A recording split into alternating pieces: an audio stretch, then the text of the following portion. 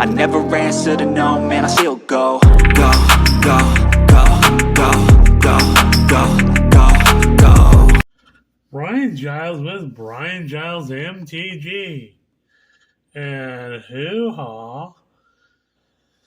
We're back with more Murders at Karlov Manor spoilers.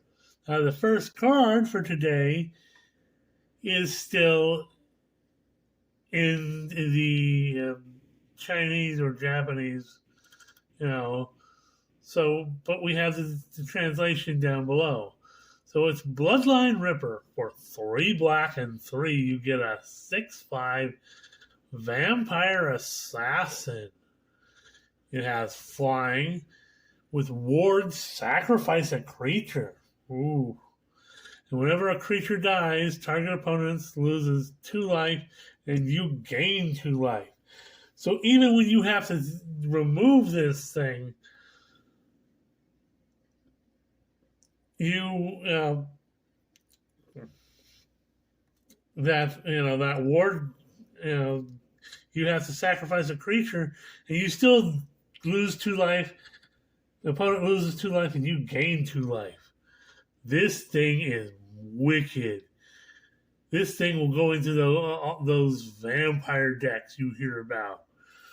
Hoo-ha!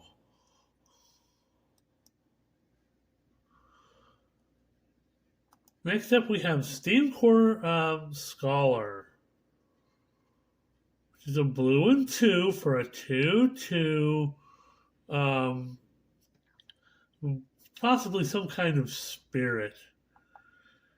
It has flying and vigilance. When it enters the battlefield, you draw 2 cards, and then you discard 2 cards unless you discard an instant, sorcery, or creature card with flying. All right, that might fit in those Spellslinger decks that we might see emerging out of this. Next up, we have Pyrotechnic Performer. So it's a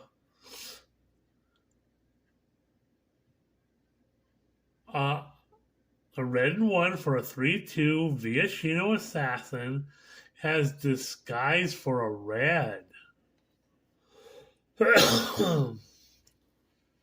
Whenever Pyrotechnic Performer or another creature you control is turned face up, that creature deals damage equal to its power to each opponent. Hoo-ha! Again, playing on the disguise and flipping mechanic. Pause for the cause. And we're back. Next up, we have Case of the Stash Skeleton. So,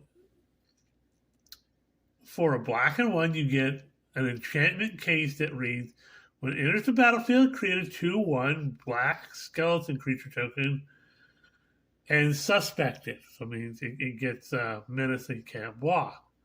To solve the case, you control no suspected skeletons. Well, we've already talked about a card that can remove suspects, or you can sacrifice it for some other reason. If it's solved, you can pay a black and 1, sacrifice this case, search your library for a card, put it into your hand and shuffle, activate only as a sorcery. So if you solve the case, you get an automatic tutor. Hoo-ha! Ooh, that's gonna be evil. And you can put this in a skeleton deck and have all sorts of fun with it. Hoo-ha! I like.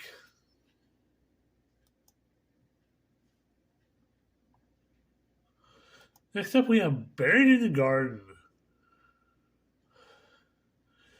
For a green, a white, and 2, you get an enchantment that reads, Enchant Land. When Buried in the Garden enters the battlefield, exile target non-land permanent you don't control until Buried in the Garden leaves the battlefield. Whenever enchanted land is tapped for mana, its controller adds an additional 1 mana of any color. So, you get an ossification and, some extra mana. Hoo-haw.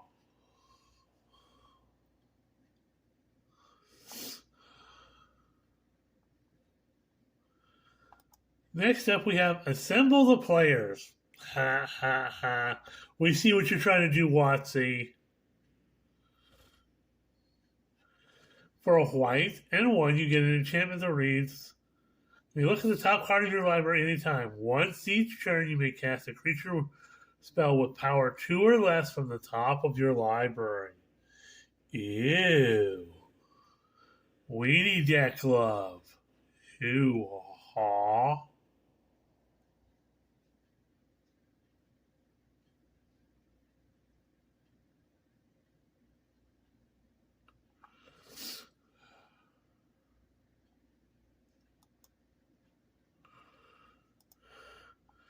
Next up is a crazy card in Undercover Crocodile.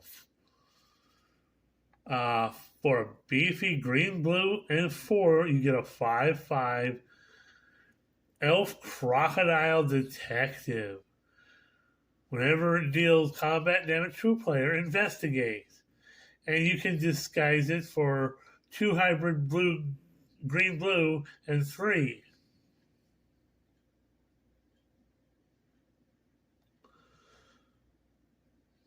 So, and this was talked about. This creature type was talked about in the Mark Rosewater spoiler. So this is an interesting thing. Again, there's probably gonna be some deck strategy about disguised creatures. I think one of the commanders has some Cynic colors in it, so it might fit well as a slot in one of the commander decks.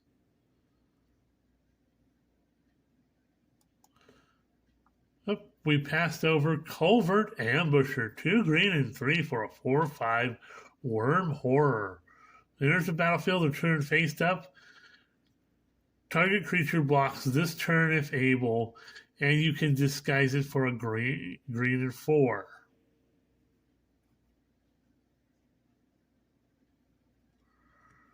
So it basically has kind of a lure effect, and I think that's going to be played well because we've seen some other stuff that has lure effects on them. So hoo-haw. And it being green, it plays into that Trostani combo that we saw earlier. Next up, we have Shady Informant. A black, a red, and 3 for a 4/2 Ogre Rogue. When it dies, it deals 2 damage to any target, and you can disguise it for 2 hybrid black, red, and 2.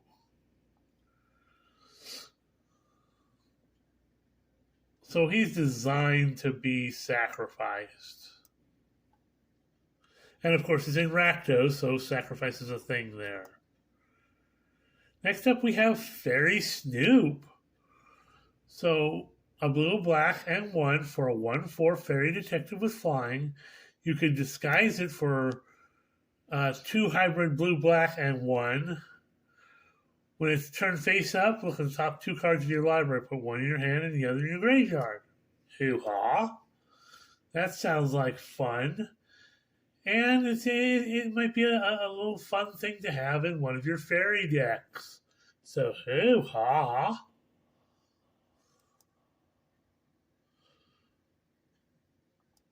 Next up, we have Magnetic Snuffler.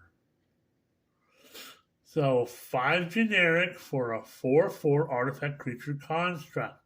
When it enters the battlefield, return target equipment card from your graveyard to the battlefield attached to Magnetic Snuffler. Whenever you sacrifice an artifact, put a +1/+1 counter on a Magnetic Snuffler. Okay. Goes well in clue decks, goes well in equipment decks. an interesting card to be certain. Next up, we have Delney Streetwise Lookout.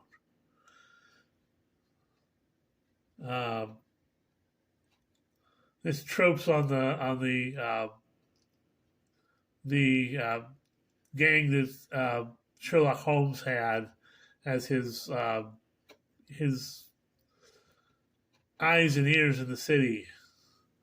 So Delney Streetwise Lookout is a white and 2 for a 2/2 legendary human scout. Creatures you control with power 2 or less can't be blocked by creatures with power 3 or greater. That in itself is really powerful, especially for weenie decks. If an ability of a creature you control with power 2 or less triggers, that ability triggers an additional time. Ooh, that sounds like fun. I mean, this is, Mondrak and Ogier Tack type stuff that you can do, extra triggers and Dommy Mommy stuff. Dommy Mommy being, the 4/7 version of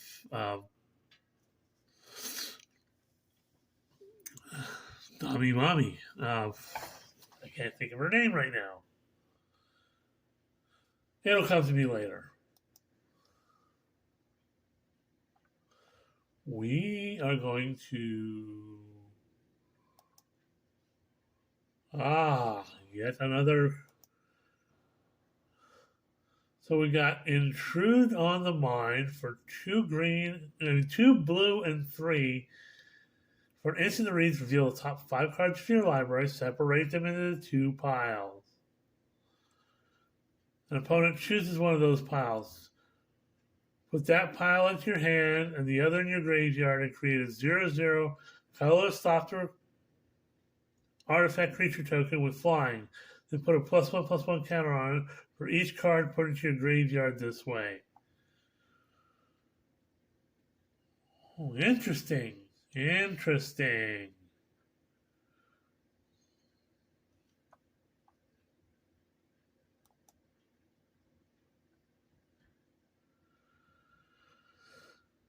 So I'm going to take a quick look at we've already seen the commanders. We went over them. And we don't need to see the variants quite yet.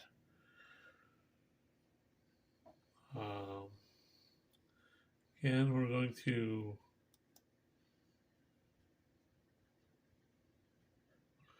That seems to be all the spoilers for now. There's going to be some more later on today. As the day progresses, more spoilers will come out. But we got some super bangers today that, gonna go places. Delney, the Streetwise Lookout, definitely is gonna go places. And the Bloodline Ripper, that's gonna see some definite play. And it's an assassin, so it's going to go in the assassin deck. So, hoo-ha. Have a great day. We'll see you on the next video.